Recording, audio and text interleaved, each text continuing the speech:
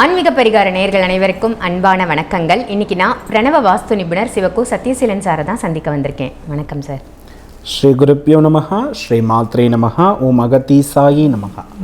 இறையடியார்கள் அனைவருக்கும் அன்பான வணக்கம். வணக்கம்மா. சார், இன்னைக்கான டாபிக் என்னன்னா, விநாயகர் சதுர்த்தி என்னைக்கு அப்படின்ற ஒரு சின்ன கன்ஃபியூஷன் எல்லாருக்குமே இருக்கு.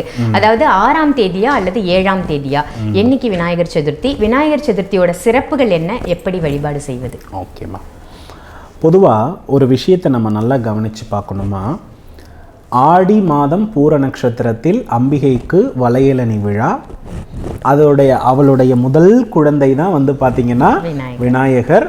அவர் என்ன பண்றாருன்னா ஆவணி மாதம் பிறக்கிறார். 9ஆம் மாதத்தில் அம்பாவுக்கு சீமந்தம், 10வது மாதத்தில் அவர் என்ன பண்றாரு, பிறந்துடுறார். அவர் பிறக்கக்கூடிய நேரம் என்ன அப்படின்னு பார்க்கும் பொழுது ஆவணி மாத வளர்ப்பிறை சதுர்த்தியில் ஹஸ்த நட்சத்திரம். இப்போ ஹஸ்த நட்சத்திரம் அப்படின்னாலே விநாயகர் தான், விநாயகருடைய கை தான். இப்போ ஹஸ்த நட்சத்திரத்திற்கு வந்து கடன் தீர்க்கும் நட்சத்திரம்னு ஒரு பேர் உண்டு.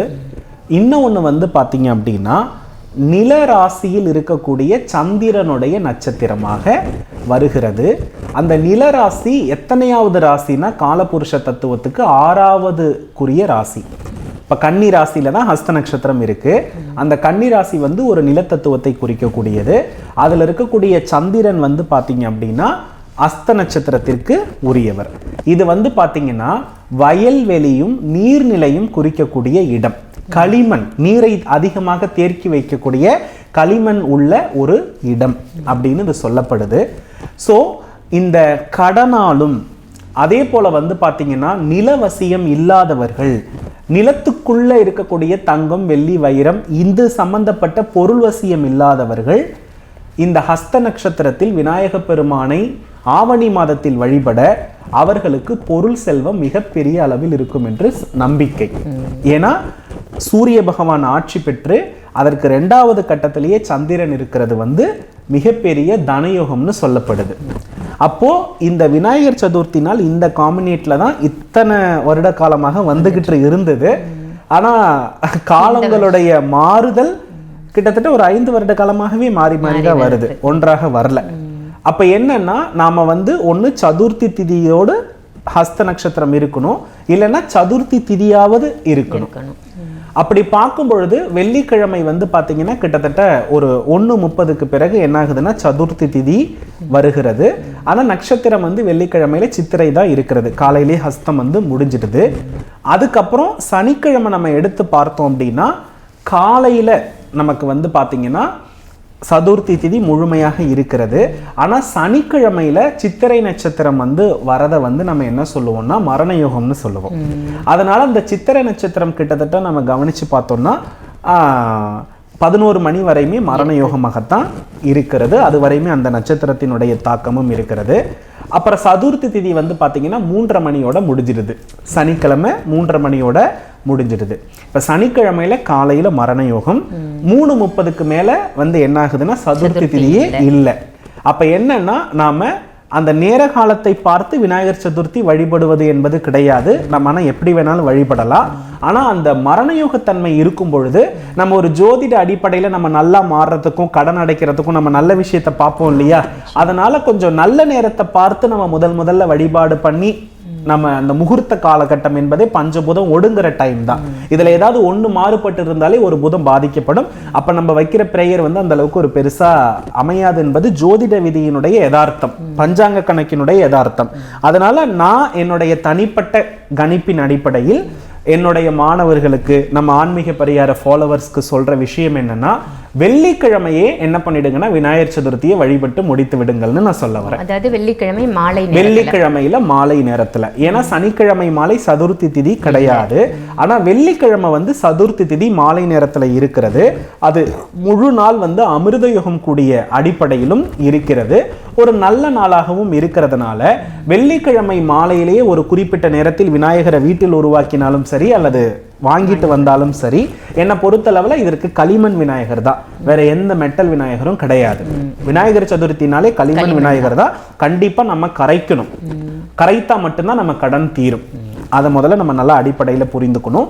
ஸோ அதனால வெள்ளிக்கிழமை மாலை நேரத்தில் வழிபடுவது தான் சிறப்பு. இப்போ சனிக்கிழமை மாலை நேரத்தில் வழிபடுவது அப்படின்றத நான் சிறப்பு இல்லைன்னு சொல்லலை, ஆனால் 100% நமக்கு ரிசல்ட் வேணும்னா நம்ம வெள்ளிக்கிழமை தான் வழிபடணும். ஆலயங்களில் வந்து பார்த்தீங்கன்னா ஹோமங்களோட வெள்ளிக்கிழமை தான் நடக்கும். புரியுதுங்களா? வீடுகள்னு வரும்பொழுது அடுத்த நாள்னு எல்லா குறிப்புகள்லையுமே போட்டிருக்கிறது. ஆனாலும் நான் சொல்றது வந்து நீங்க வெள்ளிக்கிழமையை ஃபாலோ பண்ணிக்கோங்க அப்படின்றதான் இங்க நான் அடிப்படையில் சொல்றேன். ஏன்னா மக்கள் யாருமே வந்து பார்த்தீங்கன்னா பெரும்பாலும் இந்த மாலை நேர வழிபாடை தான் விநாயகர் சதுர்த்தியை விமர்சையாக கொண்டாடுவாங்க. அப்போ அந்த திதி இல்லாத போது, ஏன்னா எல்லாத்த விட ரொம்ப வலிமையானது திதி தான். ஸோ அது இல்லாமல் அதை வழிபடுறது அந்த அளவுக்கு சிறப்பா இருக்காது. ஆகையினால வெள்ளிக்கிழமை சரியா 5:10 6:10 விநாயகரை வாங்கிடுங்க. 5:10 6:10 வெள்ளிக்கிழமையில விநாயகரை ஒரு தட்டு எடுத்துட்டு போறீங்க. அது பித்தளை தட்டா இருக்கணும், எவர் சில்வரா இருக்கக்கூடாது. இல்லைன்னா மணப்பலகை வாங்கிக்கோங்க.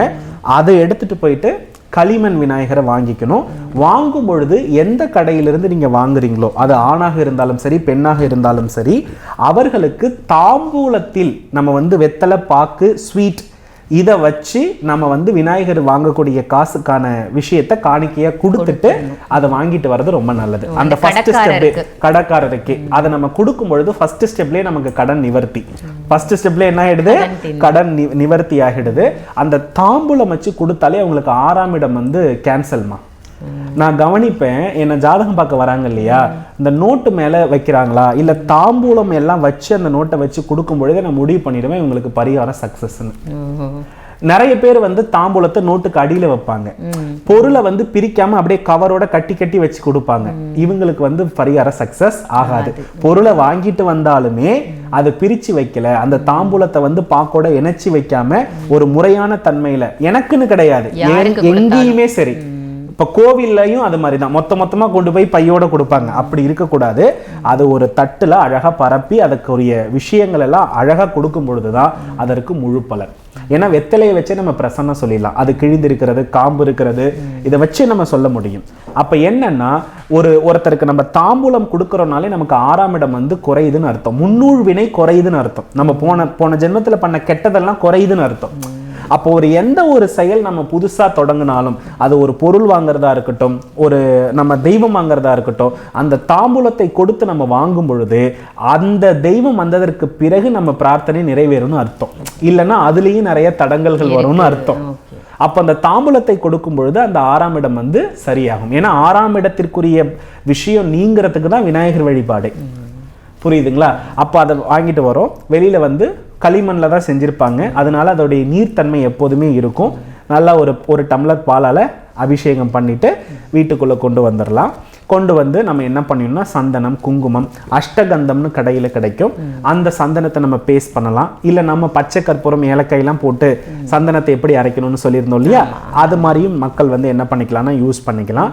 அதை வச்சு டெக்கரேட் பண்ணி நம்ம கிட்ட என்ன பொருள் வசியம் இருக்கோ, வரலட்சுமி நோம்புக்கு சொன்னோம் இல்லையா, வெள்ளி தங்கம்லாம் சொன்னோம் இல்லையா, அது நம்ம கிட்ட கடவுள் என்ன கொடுத்துருக்கிறாரோ அதை விநாயகருக்கு சமர்ப்பிச்சு அவருக்கு ஒரு வெண்பட்டு சாற்றி, அது போல வந்து கொழுக்கட்டை பால் பாயாசம், இந்த வரலட்சுமி நோம்புக்கு என்னென்ன பட்டியெல்லாம் சொன்னோமோ அது எல்லாம் விநாயகருக்கு இருக்கணும்.